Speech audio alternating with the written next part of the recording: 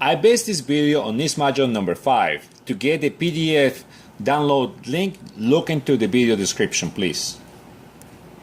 Now I will cover alternating current generators. Even though in today's society we have solar cells or solar panels, solar farms to make power, the majority of the power that we generate in cities and countries is to use AC current generators. And the same is true for the Navy ships. So even in your car you got a very small alternator. That's the one that creates power.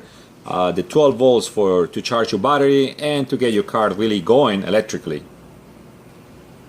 So to explain AC generators, we're gonna start with this basic generator. So once again, we got our field windings over here, and in this one, you notice that it's a battery that is actually providing the field. Now, obviously, there is a rotor or prime mover, I'm sorry, that is actually moving this. So it's another engine, like a diesel engine or a steam turbine that is driving the generator. But now this is our silly, simple generator, and we got, as you can see, we got two slip rings over here. This one is connected to the right ring, and then it loops around, and then this is the other one. Now, if we rotate this around and we got the field, we get AC power out of it. Now what I want to point out is that the power is being drawn via the slip rings and out into the load. This is what's called a rotating armature. The armature, that word over there, refers to the side of the generator that we take power from. So if we take power from the center of the rotor, then we call the rotor the armature. So that this is a rotating armature alternator. These ones are not used. They were built back in the day, but not no more. Now this one, notice that the battery is hooked up is now to the slip rings, and we are creating a field in the center. And now, well, that's still attached to that diesel engine or that steam turbine, and is rotating it. So now we're rotating a field. So because of that, it is called a rotating field alternator. So when it comes down to rotating field generators, the output is provided by the stator. So the stator is the one that don't move. So yes, I just introduced it to a new terminology. And here we got the rotor, and it's the field that rotates, and then these wires are wired to the part that doesn't move, so it stays. So it's called the stator. And the stator, since we are driving power or drawing power from the stator to the load, and then we're gonna call this the armature. And that is the two type of generators that you have. Type of AC generators. You got the rotating field, and in the rotating field, the armature is going to be your stator. The other one was the rotating armature, so therefore the stator is going to be your field, and these ones are not used anymore. I will show you a video of our rotating alternator, rotating field alternator that we have on board the ship. And before I continue, so back over here to my AC generator. The main advantage of this setup is that the voltage that I gotta provide here for the field, it can be very, very low. I believe for our generator on board the ship, which I will show you later on, we only provide 24 volts. As long as we got a decent amount of current going through it, we're going to have a very strong magnetic field. So that is the advantage of, well, that's one of the advantages of these type of generators. And two, we can hook up very, very large wires over here, so therefore we can draw large amounts of current over here and voltage if it need to be from this side. And we do not have to worry too much about sparking at the slip rings. Our brushes, our carbon brushes, can be very small because we're only going to be putting a little bit of voltage and a decent amount of current, but not that much current either. To explain to you a practical generator, I made this over here, and what this is, well, here I got a generator, and here I got another generator, but they are fused together through this rotor. So all of this is a long shaft, and on top of that you got this cord and this cord, and all of this rotates together because it's coupled with this coupling through an engine, which is the prime mover.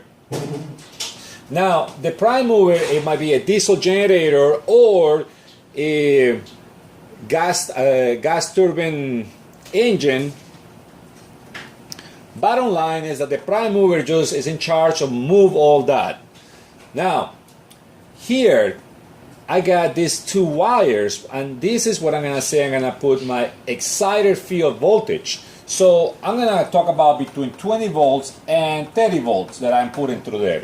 So if I put 20 volts to there, I create these electromagnets over here, and they create a somewhat weak field, but it is a decent sized field. And this field, well, it doesn't move because this is part of the stator. This part does not move, either this part. So what's happening is that now we got a field between these two electromagnets, and then in the center I have lines of copper that are rotating. So therefore I got my three elements to create power, which is a field, copper windings, and relative motion between the two of them. A voltage gets generated, and then it gets, since this voltage over here is AC at this point, I use this what is a diode. I kind of did a bad picture of a diode. Diode is an arrow with a little line, and what I'm creating is that at this point on, and this side is going to be DC. So yes, here is AC, and the other side is DC. And over here, this DC, what it's accomplishing is creating a field that, or a strong magnet that is constantly rotating, and it has the same polarity concerning. So if this part over here is north, anytime that rotates, now is the north is at the bottom, and then eventually the north will be at the top, and it will be constantly rotating, going around that magnet. That rotating magnet will have a field that is expanding, or not expanding, but is out there cutting through this line through these conductors, and what it's going to do is going to induce a voltage in this other generator. So this generator, the field was a stationary field. In this generator, the field is a rotating field, and this rotating field is inducing a voltage on this stationary armature, and that it goes to the load. So in here, I could say that in practical purposes, I'm trying to put 440 volts to the customer, to whatever the load is. In this generator, this was my armature because this is the one that creates power.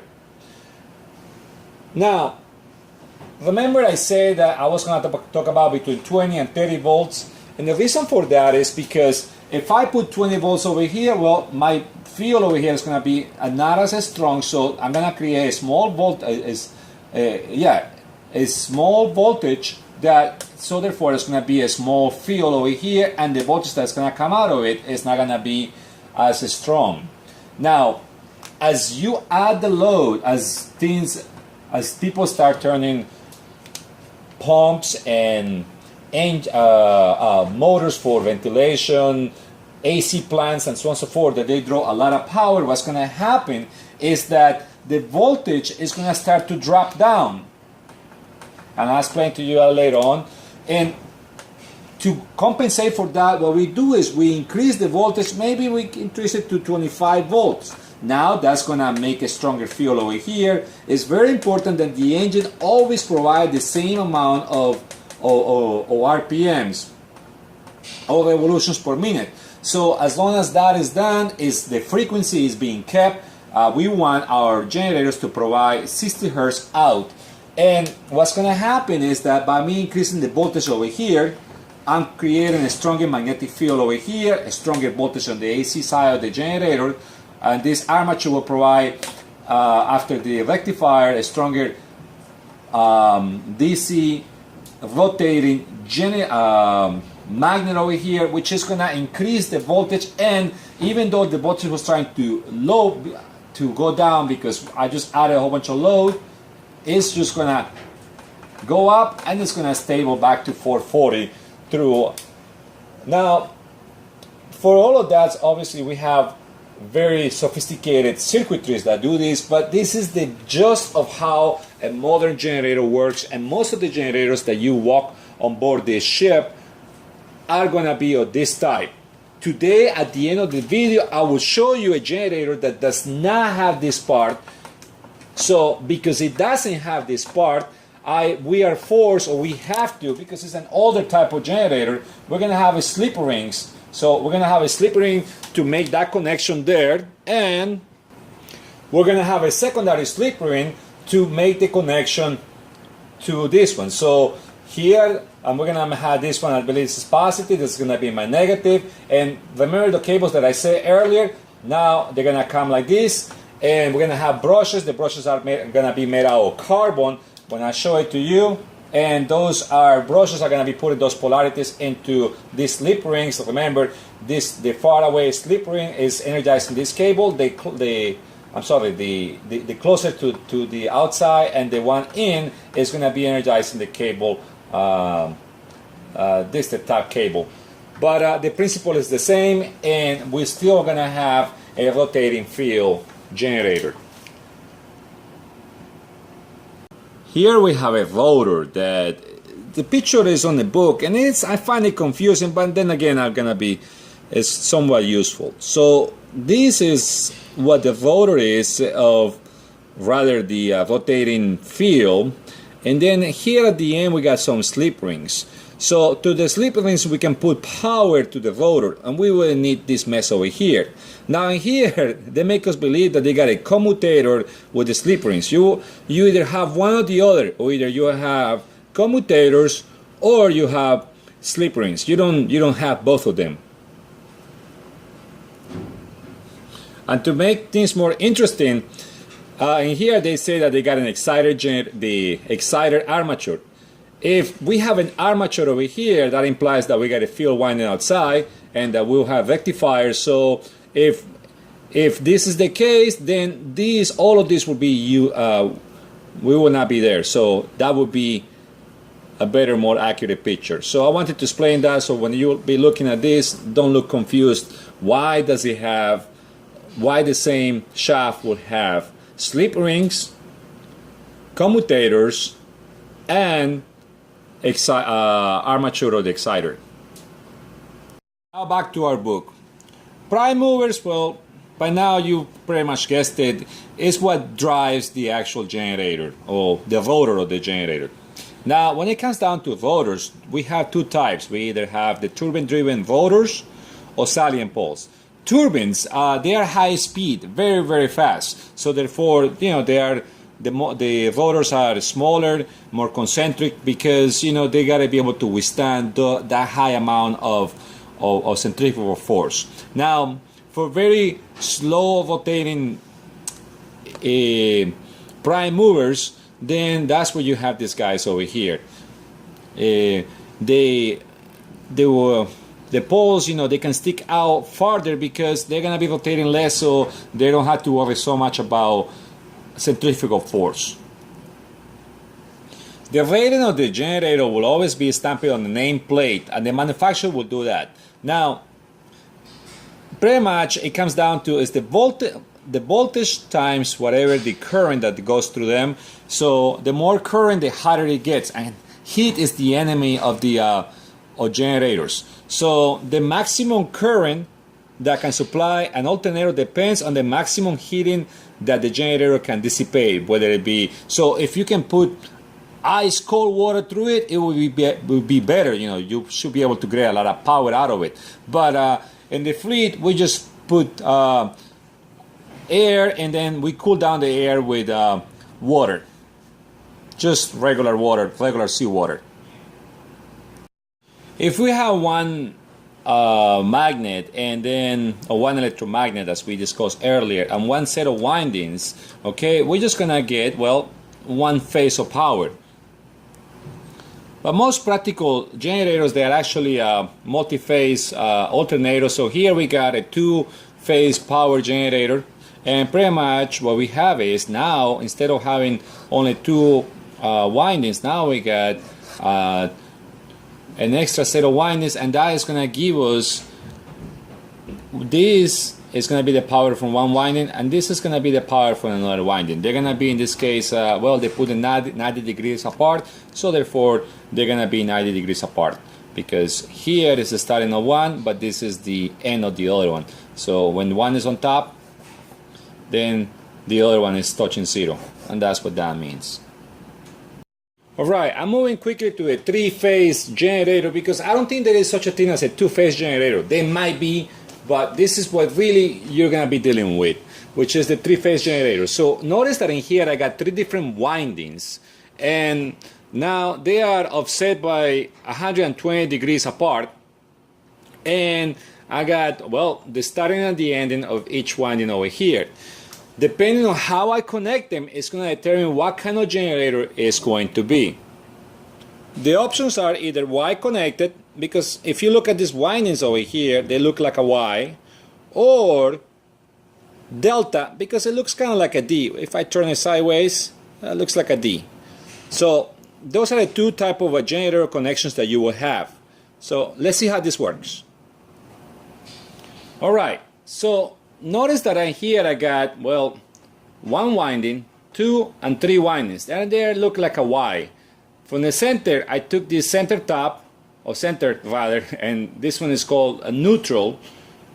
Then each end of the windings, well, they got wires, and that's why I got four wires over here, which is what I got over here. I got the end of one transform or one winding going out to the field, or to the load, and then the other winding over here, it comes and gets connected to that connection over here, which is also connected to one side of this blue winding, which is also connected to the other orange of this winding.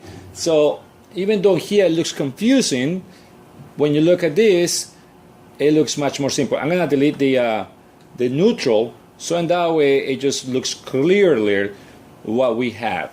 That is what's called a Y-connected generator.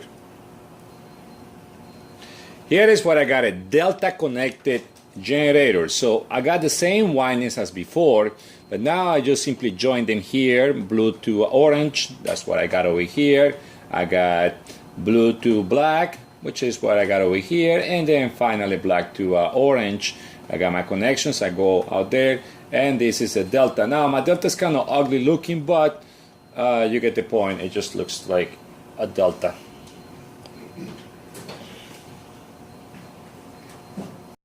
Since we're talking about three different windings, therefore we're gonna get three different phases of power. And here we got phase A, phase B, and phase C. And they are 120 degrees apart.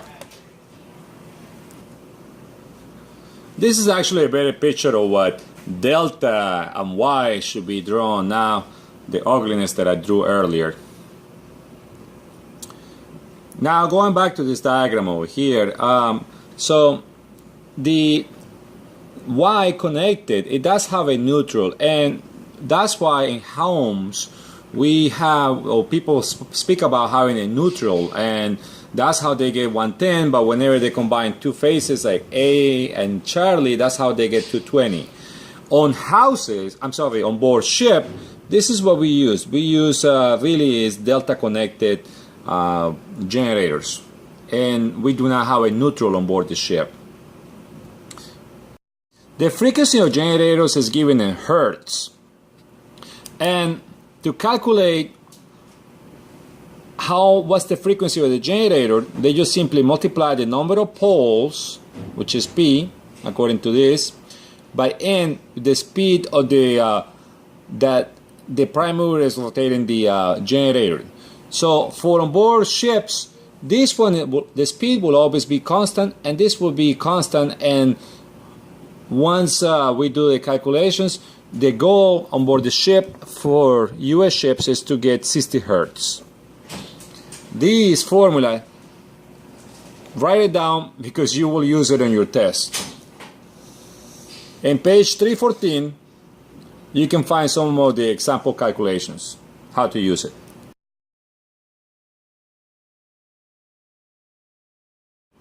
Here they got a practical illustration trying to say that when you increase the amount of poles, you increase the frequency. Less poles, less frequency.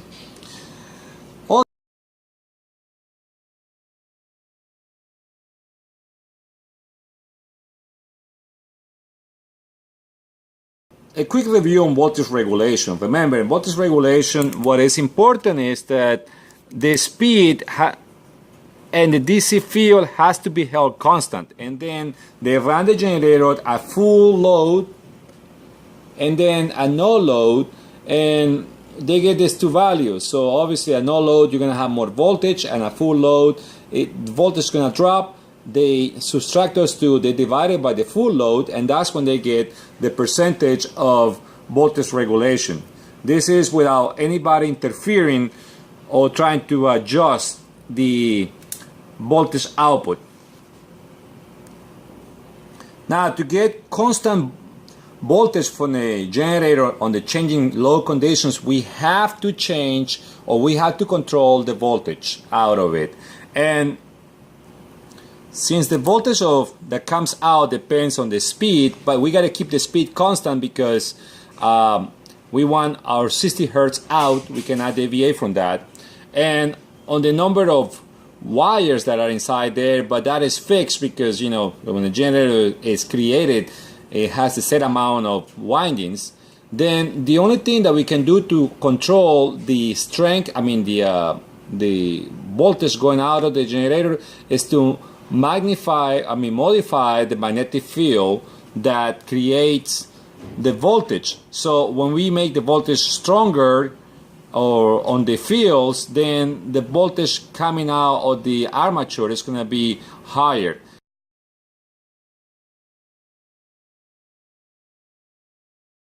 Let's say that we have these two wires coming out of the generator, and as soon as you hook up a load into it, what's going to happen is that the voltage of the generator is just going to drop by some certain percentage, and as soon as you put another load, the voltage is going to drop even higher. So what you do is you increase the excitation field. And how you increase the excitation field is by increasing the voltage of it, and therefore now you cause the voltage to go back up to the original value. So as you add more loads, you just simply increase the excitation field to compensate for the drop in voltage, and that happens very, very fast. As soon as loads drop out, the voltage will try to increase, and that what we do is we lower the excitation field.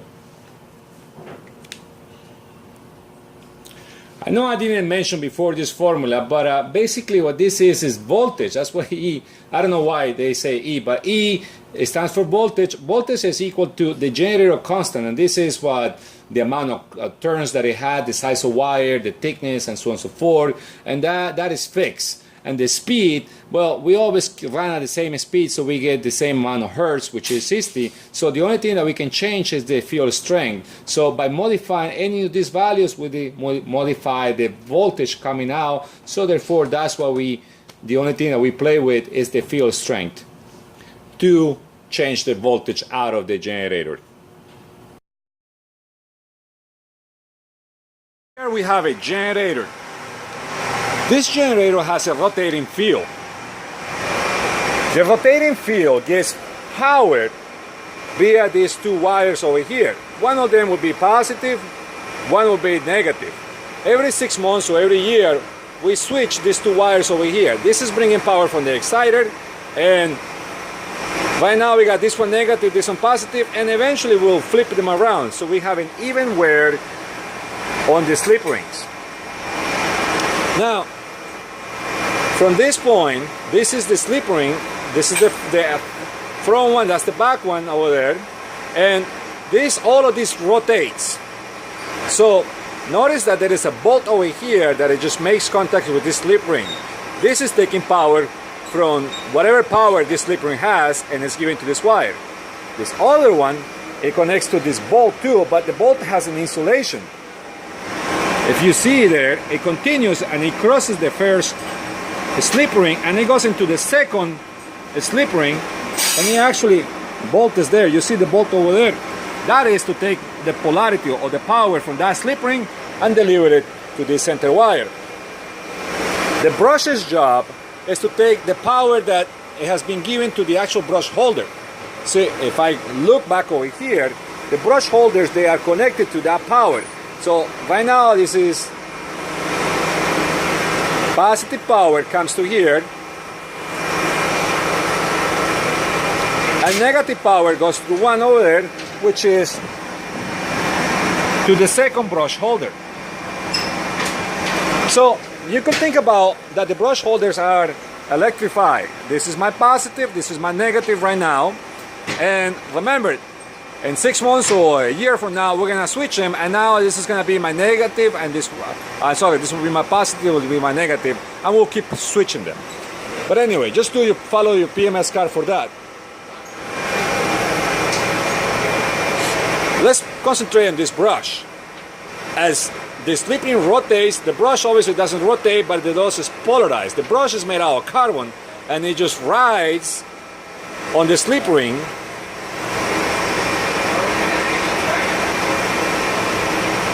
And the tension that is over here is what pushes the brush to always making contact. We got 4 brushes per slip ring. So all of this is just so that we can take DC power from the excited, give it to the brush holders, and then the brush is delivered to the center rings, and then the rings, they distribute the power and they send it via these wires into the center rotating field.